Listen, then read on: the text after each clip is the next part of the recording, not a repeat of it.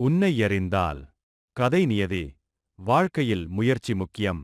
ஆனால் தவறான முயற்சியை நிறுத்துவதுதான் உண்மையான புத்திசாலித்தனம். ஒருவன் கிணறு ஒன்றை தோண்டத் துவங்கினான்.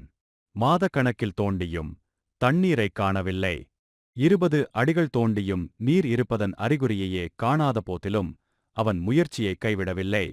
அந்த வழியாக சென்ற ஒரு வழிப்போக்கன் தோண்டுபவனை பார்த்து, ஐயா, நான் பல நாள் நீங்கள் தோண்டிக் கொண்டிருப்பதை பார்க்கிறேன். அங்கு தண்ணீர் வரவில்லையே, வேறு இடத்தில் தோண்டி பார்க்கக்கூடாதா என்றான். அதற்கு அவன், இல்லை இல்லை, நான் என் முயற்சியை கைவிடமாட்டேன். இங்கு தண்ணீர் இருக்கும் என்றான்.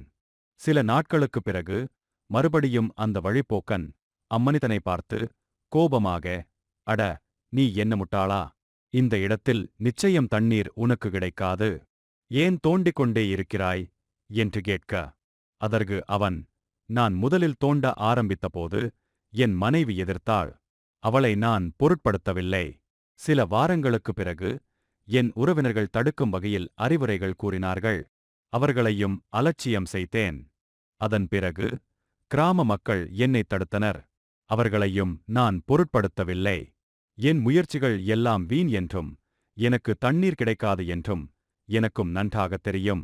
வாழ்க்கையில் என் முயற்சிகள் அனைத்தும் தண்ணீரை கண்டுபிடிக்கவே சரியாக இருக்கும். இதை நிறுத்தினால் என் வாழ்க்கையில் ஓர் அர்த்தமும் இருக்காது.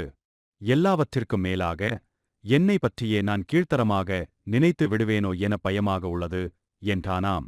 ஆனாலும் நான் இதை நிறுத்தினால் மற்றவர்களின் விமர்சனத்தை கேட்க வேண்டியிருக்கும். நான் தோற்றவனாகி விடுவேன். அதற்கு எனக்கு தைரியமில்லை.